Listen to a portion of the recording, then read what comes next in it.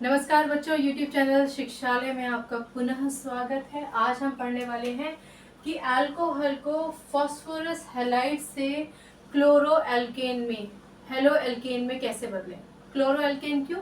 क्योंकि जब हम फास्फोरस की बात कर रहे हैं, भले ही वो P3 पॉजिटिव स्टेट में हो या P5 पॉजिटिव स्टेट में हो, तो हम क्लोरो एल्केन ही बना रहे हैं। ब्रोमो और आयोडो के लिए डिफरेंट केस है, वो बाद में डिस्कस करेंगे। PCl3 हम ऑलरेडी डिस्कस कर चुके हैं। अब हम पढ़ने वाले हैं, देखिए मैं आपको बता चुकी हूँ PCl5 के बारे में। CH3 CH2OH को आप C2H5OH करके भी लिख सकते हैं, राइट। तो मैं C2H5OH लिखती हूँ, C2H5OH। और जैसा कि मैंने आपको कहा कि PCl5 के साथ रिएक्शन करेंगे, तो पहले तो आप ये समझ लीजिए कि C2H5OH क्या है, इथेनॉल है ना। और ये क्या हुआ, ऑफ कोर्स फास्फोरस पेंटाक्लोराइड। पेंटा क्यों? क्योंकि 5 है, पेंटाक्लोराइड, राइट। अब प्रोडक्ट बनाने का पहला नियम क्या सिखाया था? पहले इन सबको तोड़ दो, ठीक है। किस किस से मिले थे वो यहाँ पर साफ दिखा दीजिए। देखिए C2H5 पॉजिटिव OH नेगेटिव से मिलके बना था ये, ठीक। और ये आपका फास्फोरस और Cl से मिलके बना था।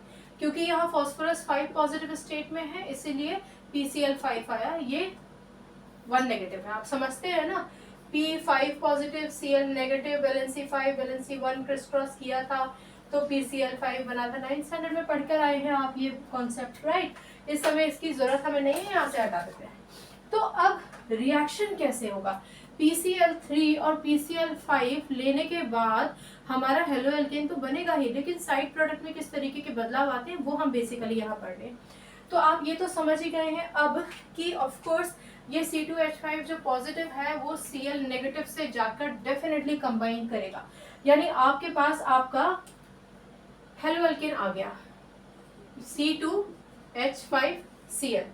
इसी को आप, मैं इसको ब्लैक पेन से लिखूंगी, C2H5Cl। इसी को आप CH3CH2Cl लिख सकते हैं। अब बात है कि प्रोडक्ट क्या बनेगा, बस यही से सारी कहानी है। इसको सुनना है, ध्यान से सुनिए तो आपको समझ में आ जाएगा, नहीं तो फिर आपको रट्टाफिकेशन करना पड़ेगा। आप ये देखिए, इस सब को भूल जाइए, अब जो हुआ वो भूल जाइए, सिर्फ मैं जो कह रही हूँ उस पर ध्यान दीजिए। आपके पास PCl5 था, राइट। PCl3 आप पुराने लेक्चर में पढ़कर आए हैं। तो आप ये मान के चलिए कि PCl5 का अगर विघटन होता है, सिर्फ समझाने के लिए बता रही हूँ आपको, आप चाहेंगे तो याद करेंगे, नहीं तो आप लॉजिक समझिए। तो PCl3 में वो टूट सकता है। अच्छा, जब PCl3 में टूटेगा ना वो, क्योंकि देखो इसका एक क्लोरीन यहाँ आ गया, हमारा काम खत्म। PCl5 का एक क्लोरीन तो यहाँ आ गया, बाकी जो फास्फोरस था और बाकी की जो 4 क्लोरीन है वो फ्री है ना इस समय, राइट। तो ये पूरी संभावना है कि आप इस चीज को समझ रहे हैं, आप इस चीज को समझ रहे हैं कि PCl5 में से एक Cl चला गया, एक Cl जाकर यहाँ जुड़ गया, यानी आपके पास एक फास्फोरस और 4 क्लोरीन बचे हैं, राइट। तो ये पूरी संभावना है कि PCl3 कंबाइन हो सकता है, क्योंकि PCl3 अपने आप में एक प्रोडक्ट है, आप पढ़कर आए हैं, फास्फोरस ट्राइक्लोराइड। जब ये फास्फोरस ट्राइक्लोराइड को ना कोई ऑक्सीजन मिल जाता है, ये देखिए पिछले लेक्चर में भी मैंने आपसे कहा था कि इसको आप हाइड्रोक्सिल ग्रुप के तौर पर मत पढ़िए, ये आप मान के चलिए ऑक्सीजन और हाइड्रोजन, ठीक है। तो जब कभी भी PCl3 को ऑक्सीजन मिलता है तो क्या होता है, PCl3 जब कभी भी ऑक्सीजन से रिएक्ट करता है तो ये बनाता है POCl3। मैं रिपीट करती हूँ, PCl3 जब कभी भी ऑक्सीजन के कांटेक्ट में आता है तो ये प्रोडक्ट बनाता है POCl3, राइट। यही है हमारा दूसरा प्रोडक्ट इक्वेशन का, C2H5Cl प्लस POCl3। POCl3 को हम फास्फोरस, जैसा कि आप देख ही पा रहे हैं कि फास्फोरस है, ऑक्सीक्लोराइड बोलते हैं। फास्फोरस ऑक्सीक्लोराइड, कुछ किताबों में आपको इसका नाम फास्फोराइल क्लोराइड भी मिल जाएगा, लेकिन ये 12th स्टैंडर्ड में शायद ही आपको ये फास्फोराइल क्लोराइड नाम लिखा मिले। आप अक्सर इसको फास्फोरस ऑक्सीक्लोराइड के नाम से ही जानते हैं, ठीक है ना। यहाँ बेसिकली इसका संधि विच्छेद कर दिया है, मैं ये कहूंगी, तो आप ये याद रखिए। अब क्या बचा, अब देखो बहुत लॉजिकल बात है, कितनी कितनी सिंपल है इक्वेशन और केमिस्ट्री कितनी प्यारी है। एक Cl तो यहीं चला गया था, तो 4 Cl बचे थे। ये PCl3 ने ऑक्सीजन से मिलके POCl3 बना लिया, यानी ये ऑक्सीजन भी गया, यहाँ के 4 क्लोरीन भी गए। अब आप देखो कि बचा क्या है, ये हाइड्रोजन बचा है, राइट, और एक ये Cl बचा है। आगे बात समझ में? तो डेफिनेटली ये क्योंकि पॉजिटिव होता है हाइड्रोजन और Cl क्योंकि नेगेटिव होता है, तो ये दोनों तो कंबाइन करने ही है। ऐसी स्थिति में आपके पास प्रोडक्ट बनेगा HCl। क्लियर? अब इसका एक बार बैलेंसिंग देख लो, क्लोरीन कितने हैं इस तरफ 5, इधर कितने हैं 3 4 5, वेरी गुड।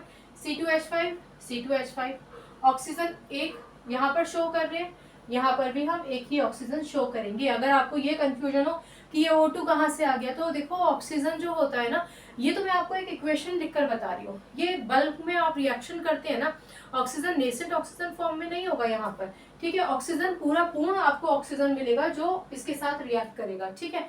मोर ओवर आपको कहीं पे भी इक्वेशन अनबैलेंस दिखाई नहीं दे रही है, यहाँ पर भी आपको एक ऑक्सीजन ही दिखाई दे रहा था, वहां भी आपको एक ऑक्सीजन दिखाई दे रहा है। कंडीशन सिर्फ इतनी है कि PCl3 ऑक्सीजन के साथ रिएक्ट करके POCl3 बनाता है, ठीक। तो ये इक्वेशन है, आपको दोनों ही कंडीशन में PCl5 PCl3 के केस में मिलेगा प्रोडक्ट तो यही क्लोरोएल्केन, ये क्या है इथाइल क्लोराइड या फिर क्लोरोइथेन। पिछली इक्वेशन में भी यही मिला था, सिर्फ इसका फर्क है जो मैंने आपको बता दिया कि किस तरीके से ये प्रोडक्ट बना है, राइट। ये इसका सोल्यूशन है, आप चाहेंगे तो इसको याद रखेंगे, और इसको याद रखेंगे तो आपको दिमाग में रहेगा, इक्वेशन गलत करके नहीं आएंगे। बच्चे ये इक्वेशन अक्सर गलत कर देते हैं, राइट।